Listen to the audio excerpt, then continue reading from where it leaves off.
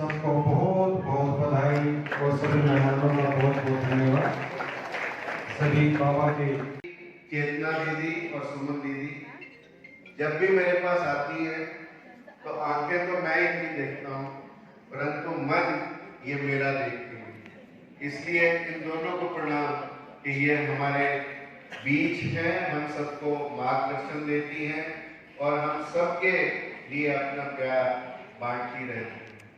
रोहतक से पधारी हमारी अपनी रक्षा दीदी जी और मेरे सम्मुख सभी बाबा की संतानें, बाबा के भक्त और साथ में महम के गणमान्य व्यक्ति। अभी मंच से कहा गया कि मैं स्थूल आंखों का इलाज करता हूं और ये सब लोग सूक्ष्म आंखों का इलाज करते हैं। निश्चित रूप से मेरा जीवन भी तभी बदला जब किसी मेरे मरीज ने मुझसे पूछा कि डॉक्टर साहब, इस दुनिया में अंधों की संख्या ज्यादा है जिनकी आंखें, जो आंखों से अंधे हैं, या ऐसे लोग जो आंख होते हुए भी अंधे हैं, उनकी संख्या ज्यादा है? तो मैंने कहा कि निश्चित रूप से जो आंख से अंधे हैं उनकी संख्या तो 2% है, परंतु बाकी जो आंख होते हुए भी अंधे हैं उनकी संख्या 98% से ज्यादा है। तो निश्चित रूप से जो इलाज हम करते हैं वो केवल 2% लोगों का है और उन 2 + 98 100% लोगों का इलाज आप लोग करते हैं, क्योंकि हम दुनिया को बाहर से दिखाने का काम करते हैं, आप दुनिया को भीतर से दिखाने का काम करते हैं।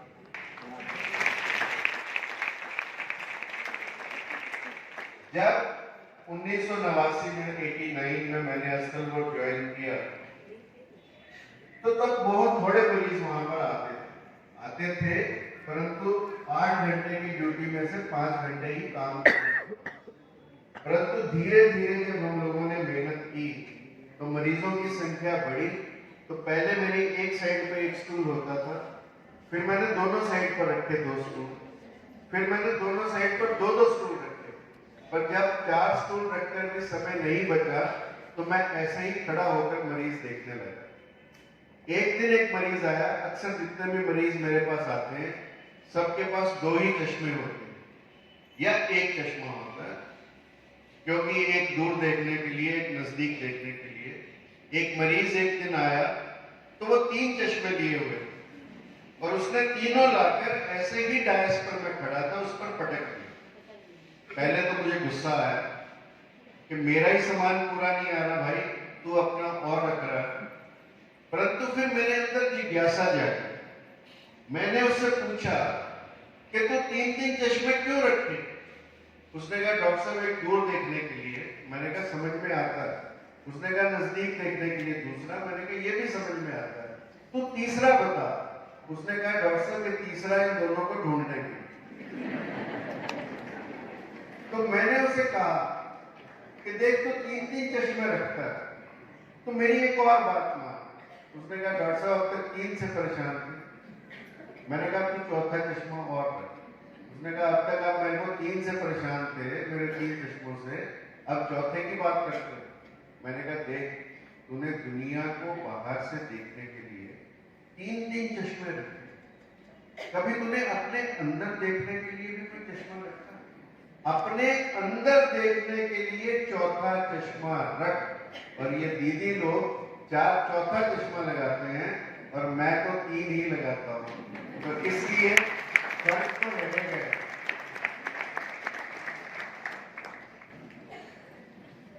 वैसे आंखों का खेल बड़ा विचित्र है। आंख ऊंची हुई तो दुआ हो गई, आंख नीची हुई तो हया हो गई, हया मैंने शर्म। आंख तिरछी हुई तो अदा हो गई। तिरछी आंखों वाली हीरोइन के बिना पिक्चर पूरी नहीं होती। और आंख फेर ली तो कज़ा हो गई, यानी मृत्यु हो गई। तो आंखें बड़ी विचित्र हैं। धृतराष्ट्र न केवल आंखों से अंधा था, परंतु आत्मा से भी अंधा था। अन्यथा भाई के बेटे और अपने बेटों में क्या फर्क है, और खास तौर पर जो भाई ना रहा हो। तो गीता के पहले ही श्लोक में कहा गया, धर्म क्षेत्रे कुरुक्षेत्रे संवेता युत्सव मामकः पांडवस्य, मेरे और पांडु के पुत्र। यानी यही बात अगर धृतराष्ट्र समझ लेता, मेरे और तेरे की, और यही बात यदि हम सब लोग समझ लेंगे, तो कम से कम अपने अंदर के अंधत्व को दूर कर सकते हैं। और सारी समस्याएं इस मामका पांडवस्य को लेकर ही हैं। यानी मेरे और तेरे की कहानी जहां पर समाप्त हो जाती है, वहां पर असली कहानी शुरू होती है। और इसलिए गीता एक अंधे व्यक्ति की जिज्ञासा से शुरू होती। और मैं ये मानता हूं कि जब तक व्यक्ति इस दुनिया में अंधे नहीं होंगे, तब तक धर्म ग्रंथों की जरूरत भी नहीं होगी।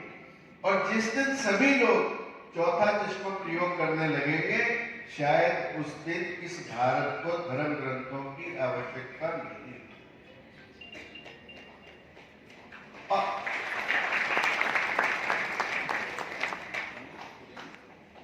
आज दुनिया बदल रही है, समाज बदल रहा है, परिवार बदल रहा है, और मैं स्वयं भी बदल रहा हूं। आज प्रत्येक व्यक्ति की सोच भौतिकता से भरी है, अध्यात्म का कोई स्थान ही नहीं है। आप लोग बड़े सौभाग्यशाली हैं कि भौतिकता के कार्यों को छोड़कर इस आध्यात्मिक कार्यक्रम में बैठे हैं। निश्चित रूप से आपके अंदर श्रद्धा है, आस्था है, और भगवान कृष्ण ने तो स्वयं कहा, श्रद्धावान लभते ज्ञानम, कि जिसके अंदर श्रद्धा है उसी को ज्ञान मिलता है। तत्पर संयत इंद्रिय, यानी जो तैयार रहता है, who is ever ready to get it, और जिसके इंद्रियों पर अपने संयम में ज्ञान, उसी को मिलता है। आप लोग सब, आप लोगों को मैं बधाई देना चाहता हूं कि कम से कम आप लोगों ने अपने पात्र को सुपात्र बनाया। कम से कम यदि कोई ज्ञान देना चाहता है तो आप ज्ञान लेना भी चाहते हैं। ज्ञान देने वाले बहुत हैं, परंतु लेने वाले कम हैं। और आपको परमात्मा ने चुना है इस ज्ञान को पाने के लिए, और ज्ञान की जो वर्षा मेरे पश्चात दीदियों के मुख से होगी, वो निश्चित रूप से आपको पात्र भी और अच्छा बनाएगी और आपकी पात्रता को भी आगे बढ़ाएगी। केवल परिवर्तन अपनी सोच को करने का। मैंने कहा मैं स्वयं बदला। आज हालात क्या है? एक व्यक्ति मरने को है, 4 उसके बेटे हैं, हॉस्पिटल में बेड पर है, डॉक्टर दुकान चलाता है, अपनी बीवी से पूछता है कि 4 लड़के कहां पर? उसने कहा एक तुम्हारे दाएं बाजू खड़ा है, एक तुम्हारे बाएं बाजू खड़ा है, एक दाएं पैर की तरफ खड़ा है, एक बाएं पैर की तरफ, चारों नहीं, चिंता प्राण छूटेंगे तो चारों यहां। तो व्यक्ति तुरंत छलांग मारकर, जिसके अंदर जान प्राण नहीं है, मरने को है, खड़ा हो जाता है, कहता है फिर दुकान पे कौन गए? यानी भौतिकता की एक्सट्रीम, जो अंत हो सकता है भौतिकता का, उस स्थान पर हम पहुंच रहे हैं। और मां बाप के रिश्ते, मैं तो रोज देखता हूं, मरीज आएंगे कहेंगे डॉक्टर साहब आप अकेले हैं, कोई लाने वाला नहीं है, क्योंकि बच्चे सब चले गए, किसी का देश में ही कहीं और किसी के विदेश में कहीं और, उनकी अपनी मजबूरी है। सेक्टर 1 में रहता हूं, अनुजी आधा सेक्टर खाली है, सिर्फ बूढ़ों से है। उनके साथ कोई बात करने वाला नहीं है, उनकी कोई सुनने वाला नहीं है, उनकी कोई मदद करने वाला नहीं। अब एक व्यक्ति, परिवार देखो कैसे हो गए, वो मरने को है। आज थोड़ी सी, क्योंकि मरने की बातें 2-3 शुरू में इसलिए कर रहा हूं क्योंकि मृत्यु से बड़ा कोई सत्य नहीं है इस दुनिया में। और आश्चर्य की बात यह है कि उस मृत्यु को हम मानने के लिए तैयार नहीं है, सबसे बड़े सत्य को हम मानने के लिए तैयार नहीं। जो लोग इसको मान लेते हैं वो निश्चित रूप से अपने जीवन को बदल पाते हैं। अब वो व्यक्ति मरने को है, उसके भी 4 बेटे, वो उसकी मरघट जाने की तैयारी कर रहे हैं। आजकल शमशान पे ले जाना भी एक पूरी तैयारी है। एक कहता है कि यार हमारे पिताजी इतने बुजुर्ग होकर मर रहे हैं, हमारे पास काफी धन छोड़ के जा रहे हैं, हम भी अच्छे काम कर रहे हैं, क्यों ना इसको शेवरले गाड़ी में ले जाया जाए। आजकल तो शायद रोल्स रॉयस भी आ गई, तो रोल्स रॉयस में ले जाया जाए। तो दूसरा कहता है यार रोल्स रॉयस का तो तेल ही इतना महंगा पड़ेगा, मुश्किल से तो कोई ड्राइवर मिलेगा चलाने वाला, छोड़ इसे अपनी एम्बेसडर हिंदुस्तान वाली में ले चले। तीसरा कहता है एम्बेसडर भी कहां से लाएंगे, मैम में रहते हैं, बैलगाड़ी में ले चलेंगे, जोटा बुकी में ले चलेंगे। अब ये बातें वो बूढ़ा जो मरने को है वो सुन रहा है, अभी मरा नहीं है, मरघट जाने की तैयारी। तो बूढ़ा स्वयं से खड़ा हो जाता है और कहता है कि मेरी चप्पल कहाँ है, मैं खुद ही चला जाऊंगा, तुम्हें कष्ट करने की जरूरत नहीं है। ये हमारे माँ बाप के साथ रिश्ते हैं। और तीसरी बात समाज की तो पूछो ही मत। जब हम स्टूडेंट्स थे तो तिलियार बिल्कुल हमारे साथ था। तो हमारे साथ के जो लोग थे, मतलब जब मैं पढ़ाना शुरू किया मैंने, तो जो हमारे बच्चे थे नए नए वहां पर, सुबह रात को पूरा खाना वहां तिलियार में खाकर आते थे। और खाली लिफाफे, मैं उनसे पूछता था भी तुम कैसे चले जाते हो किसी और की शादी में, कोई पहचानता नहीं तुम्हें? कहता सर खाली लिफाफा जेब में ऊपर टांग के रखते हैं ताकि उन्हें दिखता रहे कि हम सगन देने वाले हैं, शादी अटेंड करने वाले जेन्युइन आदमी। अब एक आदमी की शादी हुई, उसको गिफ्ट मिले, उन गिफ्ट्स में एक लिफाफा सारे जब उन्होंने खोले शादी के बाद, तो एक लिफाफा बिना नाम का भी। अब वो बिना नाम का लिफाफा देखकर हैरान हुए, परंतु अंदर देखा तो 2 टिकटें थी।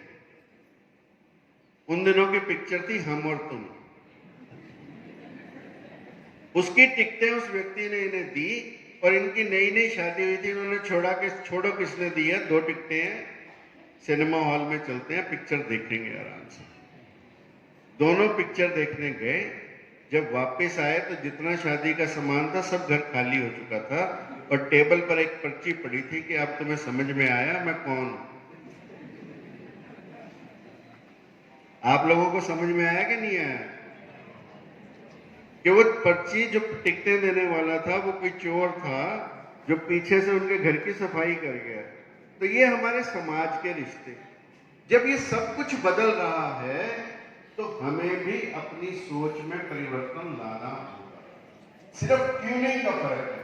अभी हमारी ट्यूनिंग बाहर की तरफ है और ये जितनी भी प्रक्रिया राजयोग की हैं, हठयोग की हैं, ये सब हमें अंदर ट्यूनिंग करने के लिए प्रेरित कर। और जिस दिन हमारी ट्यूनिंग अंदर बैठे के साथ हो जाएगी उस दिन निश्चित रूप से हमारा जीवन बदलेगा। और सोच को बदलना इसलिए महत्वपूर्ण है कि जब तक हम कुछ सोचते नहीं हैं तब तक हम कुछ करते नहीं हैं। और जो हम करते हैं वो हमारी आदतें बनता है और जो हमारी आदतें हैं वो हमारा चरित्र बनाती हैं और हमारा चरित्र ही हमारा भविष्य बनाता। इसलिए सोच का अच्छा होना बहुत महत्वपूर्ण है। मुझे याद है कि एक नाव में कुछ उदंड बालक थे और एक महात्मा जी को उसमें जाना पड़ा। अब बच्चों ने अपने गाने गाने शुरू किए पर वो अपनी ढोलक या तबला नहीं लाए थे। उन्हें मौका लगा और उन्होंने देखा कि ये महात्मा अच्छा है, सिर घुटा हुआ, क्यों ना इसके सिर को तबला बना। तो उन्होंने जैसे हमारे यहाँ पर घड़े के वो बांध के बजाते हैं, क्या बोलते हैं उन्हें, जो हाथ में होती है जिससे बजाते हैं, खड़ताल क्या होता है डॉक्टर साहब? नहीं।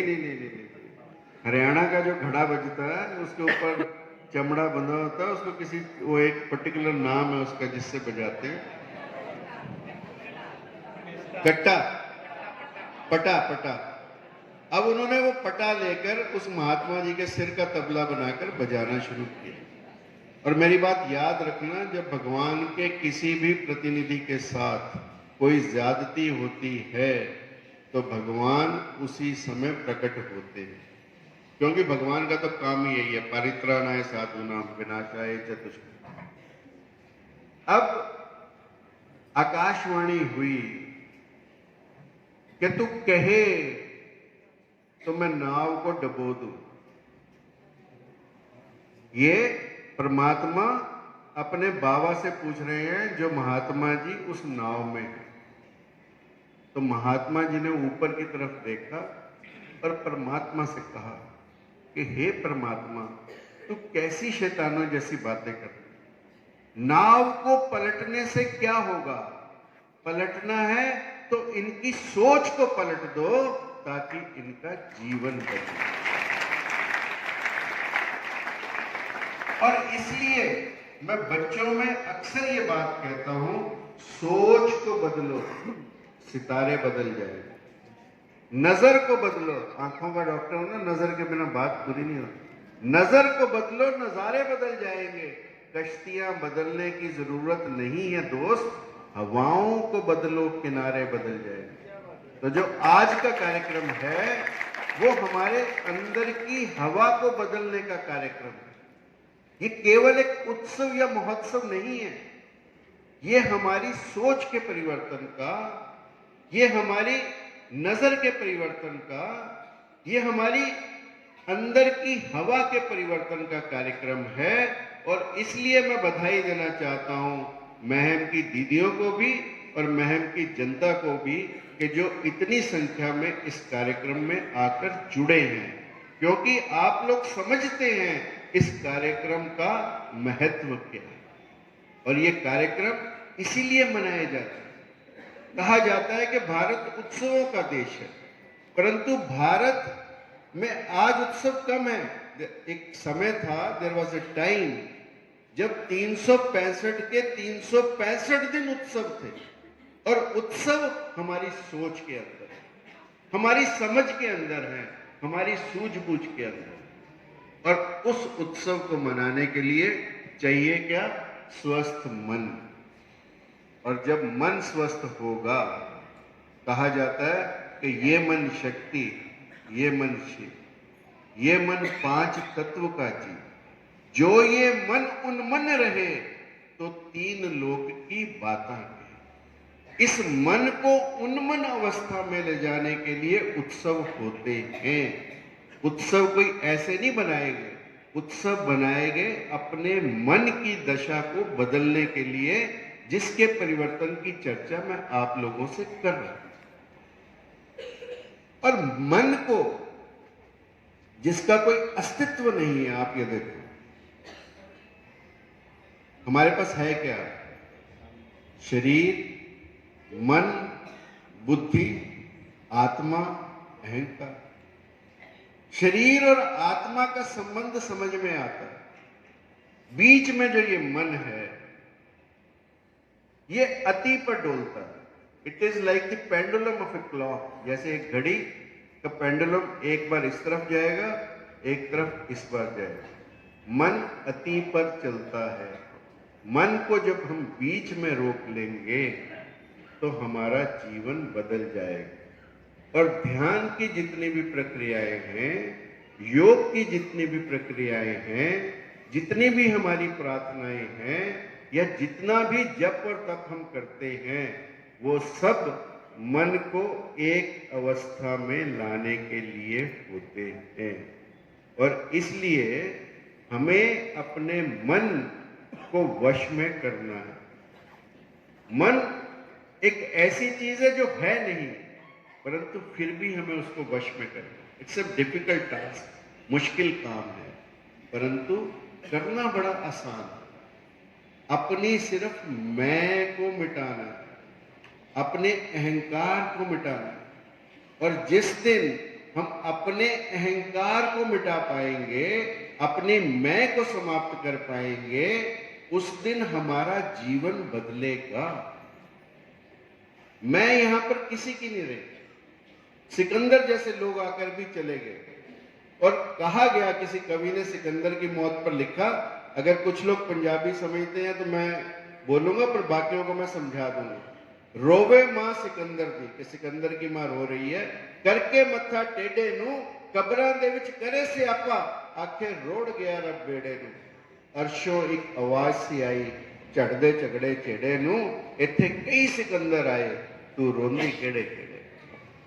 यहां पर इतने सिकंदर आए हैं तो किस किस को रोती है? और ये अहंकार चाहे देवताओं को हुआ चाहे मनुष्य को हुआ, उसने उनको डुबोया ही है। कहते हैं कि हमारे सबसे अच्छे राजा हम मानते हैं शिवाजी महाराज, कि शिवाजी महाराज को भी एक बार अहंकार हुआ। अहंकार हुआ तो समर्थ गुरु रामदास तो गुरु हैं, उनको पता लग जाता है। अब जैसे दीदी बैठी है, इनको सब पता है कि हमारे मन में क्या चल रहा है, उनको भी पता लगता है कि मेरे मन में क्या चल रहा है, शिवा के मन में क्या चल रहा है। उनको लगा कि शिवा आज चले, थोड़ी दूर वन में घूम कर आते हैं, थोड़ी देर विहार करके आते हैं। तो शिवा ने कहा नहीं नहीं महाराज, अभी तो बहुत काम है, राज्य में अभी ये करना है वो करना है, इतना कैबिनेट की मीटिंग बुलानी है, सब काम। तो सामने एक बड़ा पत्थर पड़ा था। समर्थ गुरु रामदास ने शिवा को कहा कि शिवा इस पत्थर को तोड़ सकता है? शिवा ने कहा ये कौन सी बड़ी बात है। शिवा ने उसी समय उस पत्थर को तोड़ा और देखकर हैरान हुआ कि उसके अंदर एक खोखलापन है पत्थर के अंदर, जिसमें थोड़ा सा पानी है और एक मेंढक बड़े आराम से बैठा। तो समर्थ गुरु रामदास ने कहा कि इस मेंढक को भी शिवा तू ही पानी पिलाता। ये सुनते ही शिवा का अहंकार टूटा और शिवा उस दिन से राज्य को अपने गुरु की धरोहर समझकर करने लगे, कभी स्वयं को राजा नहीं समझा। और ये अहंकार जब हनुमान जी के अंदर आने लगा तब भी प्रभु राम ने तोड़ा। जब भगवान राम को राम सेतु से पहले रामेश्वरम में पूजा करनी थी तो एक शिवलिंग चाहिए था। शिवलिंग लाए कौन? वाराणसी से जाके बाबा से। तो उन्होंने कहा कि हनुमान तुम जाओ। हनुमान ने कहा ठीक है मैं जाऊंगा, पर हनुमान को आने में देरी हो गई, मुहूर्त निकला जा रहा था। उन्होंने पूजा के लिए तैयारी, बालू का शिवलिंग बनाकर, रेत का शिवलिंग बनाकर प्रभु राम ने पूजा कर। हनुमान आए तो हनुमान लाल पीले, देखा कि पूजा तो हो चुकी है, शिवलिंग सज चुका है, तू काहे का शिवलिंग अब लेकर आया? तो प्रभु राम से कहा कि जब बनाना ही बालू का था तो मुझे वाराणसी या विश्वनाथ के बाबा के पास क्यों भेजा? तो राम जी ने कहा कि ये कौन सी मुश्किल बात है हनुमान, इसको हटा दो और अपने वाला लगा दो। अब हनुमान ने कहा ये ठीक है। हनुमान ने अपनी पूंछ घुमाई शिवलिंग के आसपास, बालू का शिवलिंग है, रेत का शिवलिंग है। और हनुमान जैसा बली आदमी जब अपनी पूंछ घुमाता है और जोर लगाता है तो बालू का शिवलिंग तो नहीं टूटता है तो हनुमान जी की पूंछ या हनुमान जी का अहंकार, क्योंकि पूंछ ही हमारी पूंछ है और पूंछ ही हमारा अहंकार। इसलिए जब जब अहंकार हमारे अंदर पनपने लगे तब तक हम उस मैं को छोड़ें, और जब जब हम इस मैं को छोड़ेंगे तब तब हमारा अंदर का मन शांत होगा। और इसके साथ दूसरी महत्वपूर्ण चीज है कि अपने आप को सेवा के कार्यों में लगाएं। केवल मैं को समाप्त करना नहीं, किसी का परोपकार, किसी की सेवा बहुत महत्वपूर्ण है। और हमारे इतिहास और पुराण भरे पड़े हैं। महर्षि दधीची ने सबसे पहले अपना हड्डियों का दान दिया ताकि वृत्रासुर का वध हो सके। जिस देश में लोग स्वयं से अपने जीते जी अपनी हड्डियों का दान दे सकते हैं, उससे परोपकारी देश कोई हो नहीं सकता।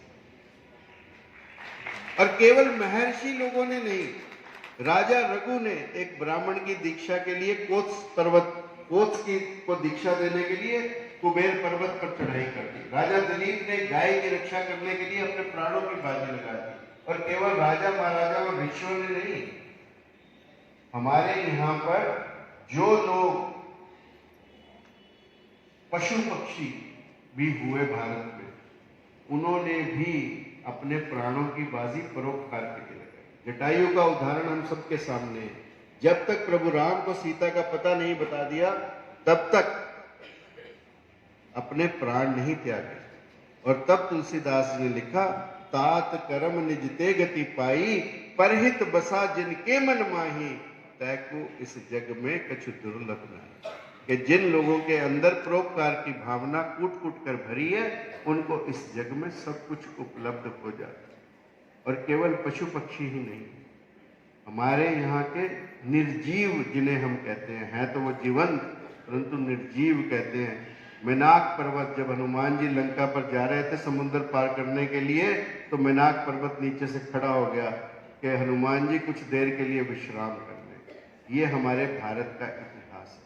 तो क्यों ना हम अपने आप को भी छोटे छोटे चाहे सेवा कार्यों में लगाएं, इससे हमारे मैं की शांति होगी। और आखिरी दो बातें कहकर अपनी बात को समाप्त करूंगा, क्योंकि भाई साहब खड़े हो गए तो मुझे पता है कि समय भी हो गया।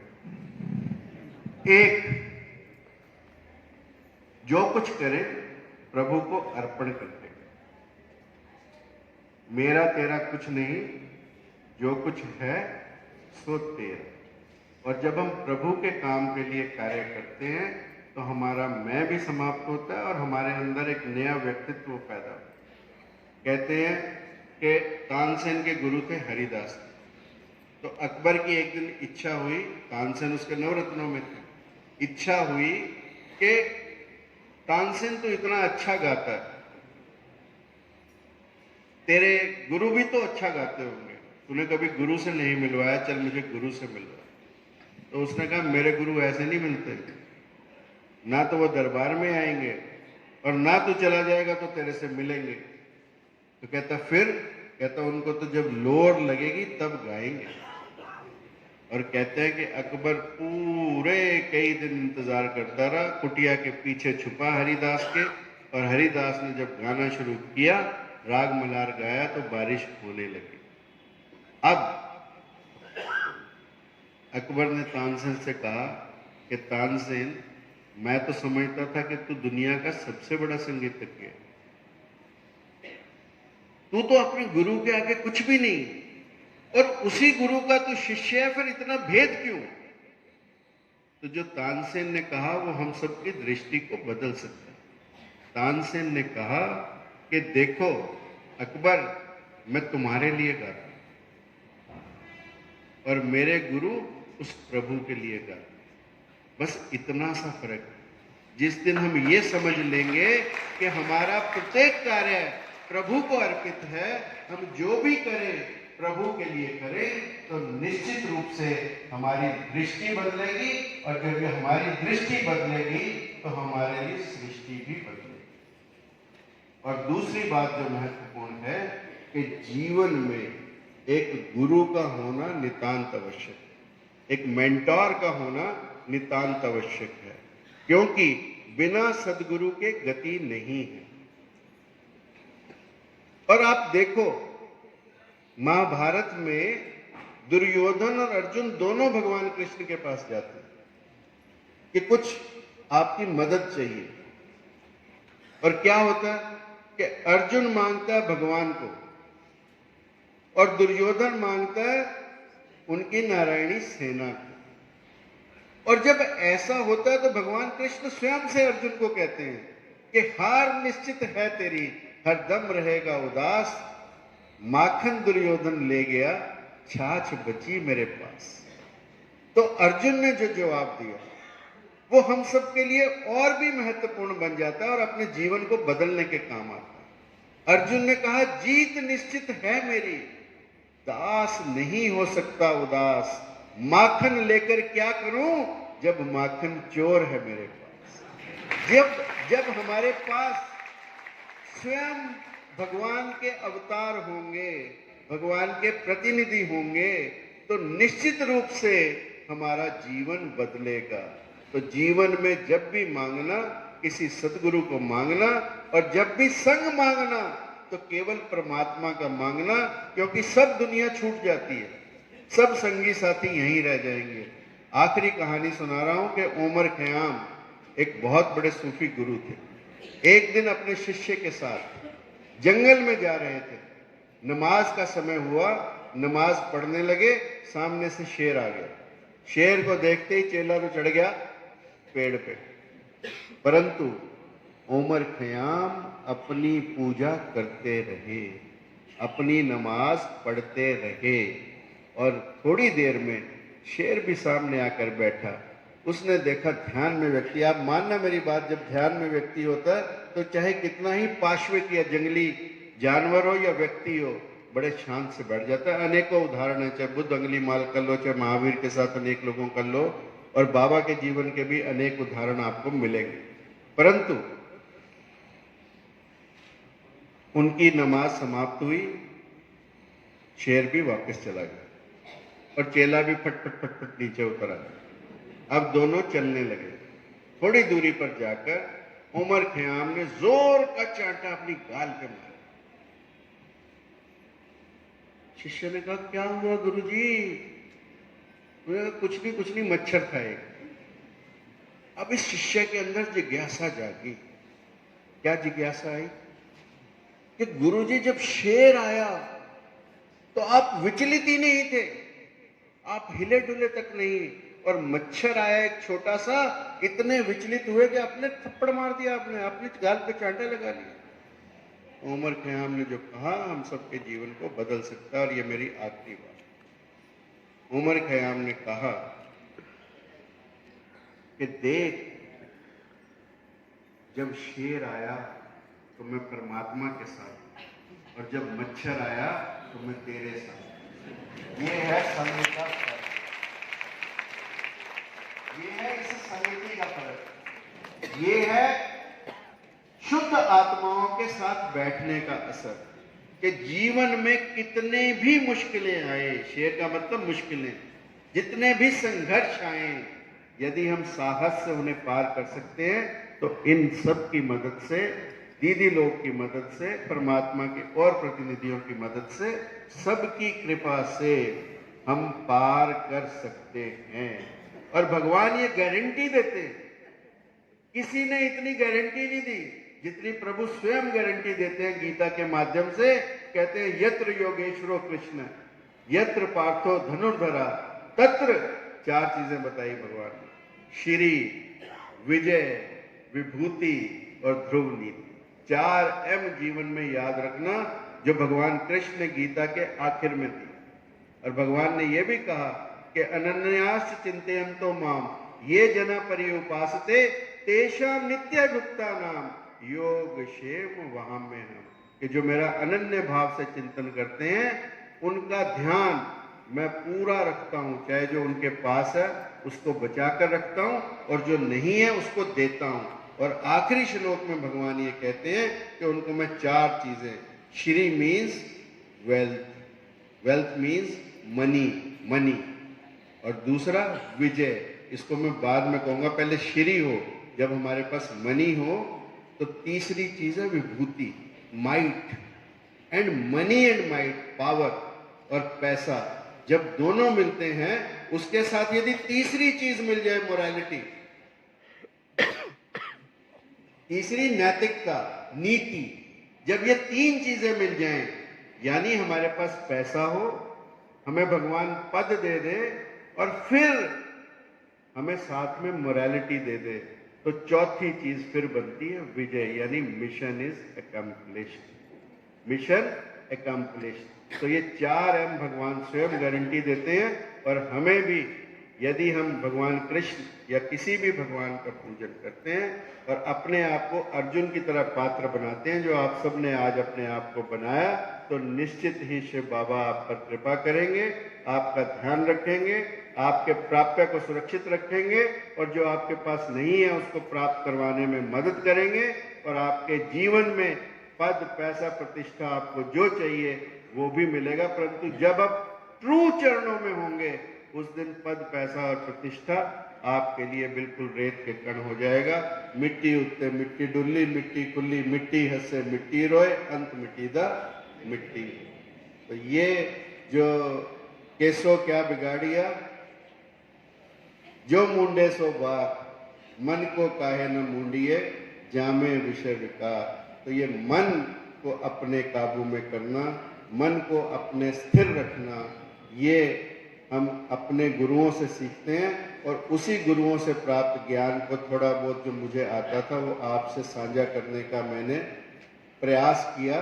आशा करता हूं कि मेरे प्रयास की एक बात भी यदि आपको समझ में आई होगी, तो आपका बदले न बदले मेरा जीवन जरूर बदलेगा। ओम शांति।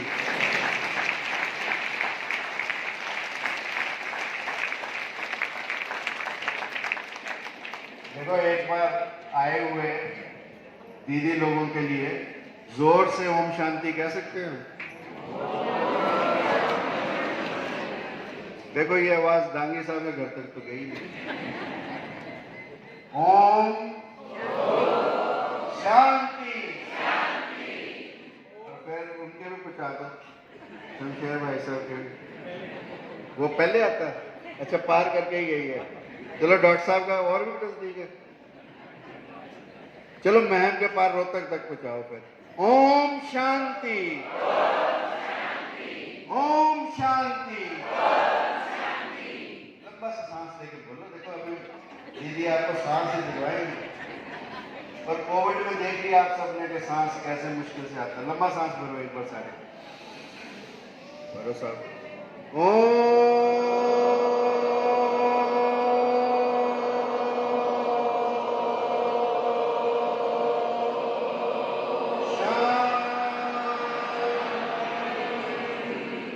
बहुत बहुत धन्यवाद।